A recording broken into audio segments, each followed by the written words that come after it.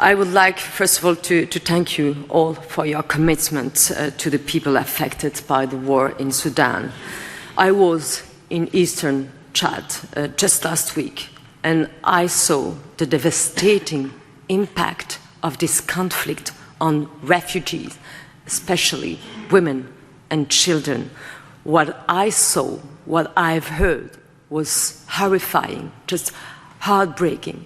And today, my thoughts are with the people of Sudan, to the nearly 15 million who have been uprooted by conflict, to the 500,000 people trapped in Zamzam camps since February 2025, to the hundreds who died last week, to the nearly 25 million people in emergency food insecurity.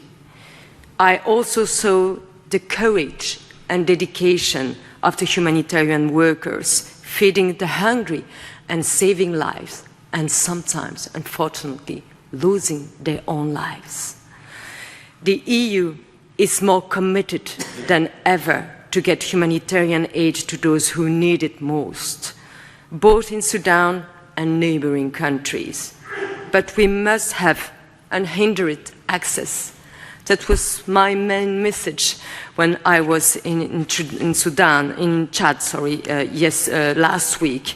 I praised also the open and welcoming policy of Chad to welcoming the refugees. The EU, with our member states, is keeping the Sudan crisis high on the agenda, for example, through high-level events. We also organized a joint event with UNHCR last week on the regional dimension of the crisis with my friend Filippo Grandi. The unprecedented humanitarian challenges in Sudan require a united front and a powerful collective advocacy.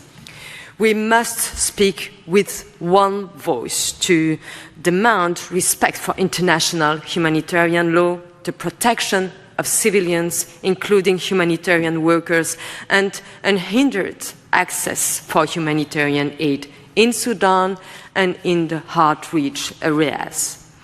The EU has made available €282.5 million this year for the crisis in Sudan. This covers humanitarian, development and stability programs, both in Sudan and the neighboring countries. But this funding will not be enough, so we need strong collective action.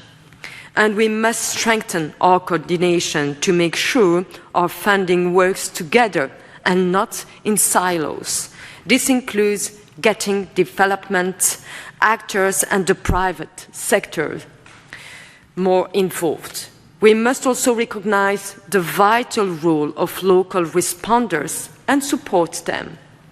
A principled, timely and flexible approach is crucial for donors to support the vital work of humanitarian organizations.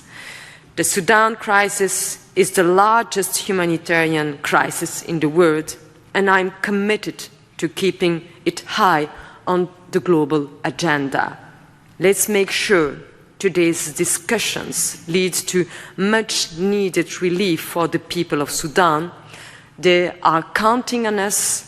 We cannot look away. We all have a responsibility. We need to take this responsibility all together. Thank you.